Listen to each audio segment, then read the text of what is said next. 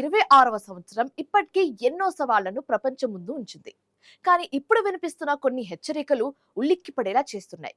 బ్రిటన్కు చెందిన ప్రఖ్యాత భవిష్యవాణి ప్రవక్త క్రేగ్ హిల్మర్టన్ పార్కర్ రాబోయే కాలం గురించి భయంకరమైన విషయాలను బయటపెట్టారు. రాణి ఎలిజబెత్ మరణం, కోవిడ్ వంటి ఘటనలను ముందే ఊహించిన ఆయన ఇప్పుడు భారతీయ నాడి జ్యోతిష్యం ఆధారంగా 2026 కోసం 5 కీలక హెచ్చరికలు జారీ చేశారు. ఇందులో అగ్రరాజ్యాల పతనం నుంచి వింతైన వాయు మేఘాల వరకు ఎన్నో అంశాలు ఉన్నాయి. అవేంటో ఇప్పుడు చూద్దాం.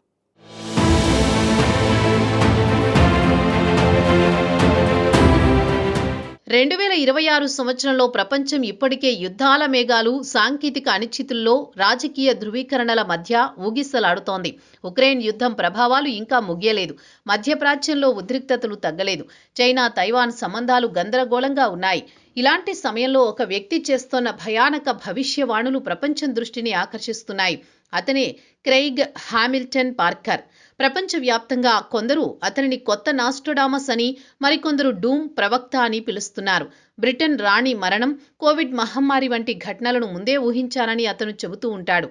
ఇప్పుడు పురాతన భారతీయ నాడీ జ్యోతిష్యాన్ని ఆధారంగా తీసుకుని 2026 సంవత్సరానికి 5 కీలక హెచ్చరికలు జారీ చేశానంటూ ప్రపంచాన్ని కలవరపెడుతున్నారు.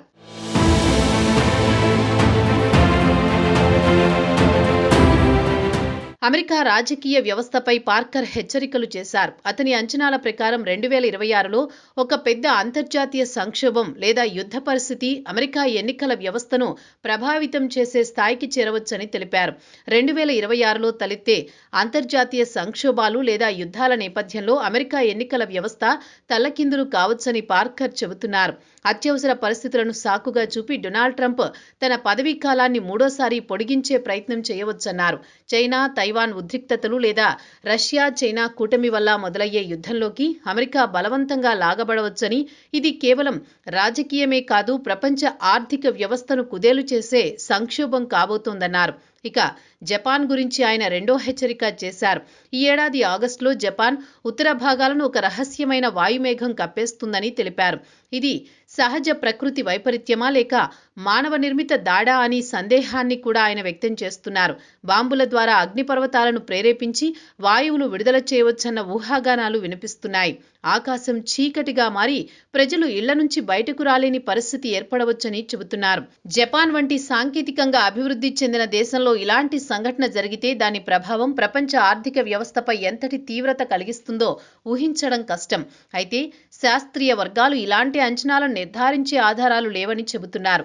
అయినప్పటికీ ఈ భవిష్యవాణి ప్రజల్లో ఆందోళన కలిగిస్తోంది.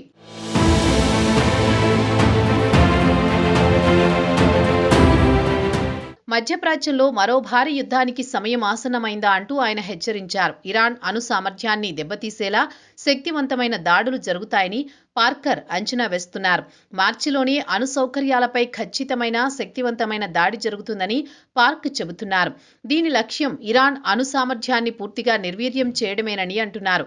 ఇలాంటి దాడి జరిగితే అది ప్రాంతీయ యుద్ధాన్ని ప్రపంచ యుద్ధంగా మార్చే ప్రమాదముందని విశ్లేషకులు హెచ్చరిస్తున్నారు. అయితే అదే సమయంలో ఈ అల్లర్లు ఇరాన్లో రాజకీయ మార్పులకు, ముఖ్యంగా మహిళల హక్కుల విస్తరణకు దారితీయవచ్చని పార్కర్ చెబుతున్నారు.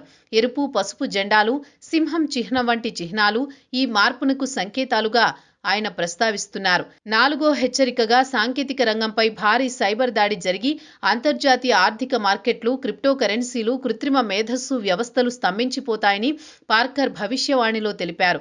బ్యాంకింగ్ వ్యవస్థలు నిలిచిపోవడం, డేటా లీకులు, క్లౌడ్ సేవలు విఫలమవడం వంటి పరిణామాలు సంభవిస్తాయని హెచ్చరించారు.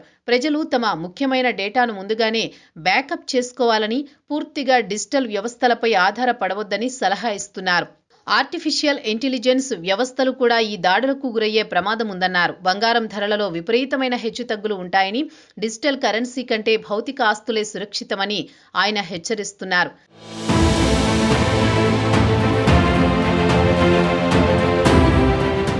చివరగా అంతర్జాతీయ సంస్థల భవిష్యత్తు గురించి పార్కర్ విశ్లేషించారు. రష్యా, చైనా, ఇరాన్ కూటమి బలోపేతం కావడం వల్ల నాటో వంటి సంస్థల పట్టు తగ్గుతుందన్నారు. అమెరికా గ్రీన్లాండ్ సహజ వనరులపై మరింత ఆర్థిక నియంత్రణ కోరవచ్చని ఆయన అంచనా వేస్తున్నారు. ప్రపంచ శక్తి సమీకరణాలు పూర్తిగా మారిపోవచ్చని అంటున్నారు. అయితే ఇవన్నీ ఇప్పటి వరకు కేవలం భవిష్యవాణులే. అవి నిజమవుతాయా లేక కాలగర్భంలో కలిసిపోతాయా అనేది మాత్రం కాలమే తేల్చాలి. చరిత్రలో ఎన్నోసార్లు ప్రపంచం అంతమవుతుందని, మహాయుద్ధాలు తప్పవంటూ అనేక మంది భవిష్యవాణులు చేశారు. కొన్నింటికి యాదృచ్ఛికంగా నిజానికి దగ్గరగా ఉన్న సంఘటనలు కలిసొచ్చాయి. కానీ చాలా సందర్భాల్లో అవి కేవలం ఊహాగానాలుగానే మిగిలిపోయాయి. మొత్తానికి 2026పై వస్తున్న ఈ హెచ్చరికలు ప్రపంచాన్ని ఆలోచింపజేస్తున్నాయి. కానీ అవి ఖచ్చితమైన భవిష్యత్తు చిత్రమని భావించడం సరైంది కాదంటున్నారు విశ్లేషకులు.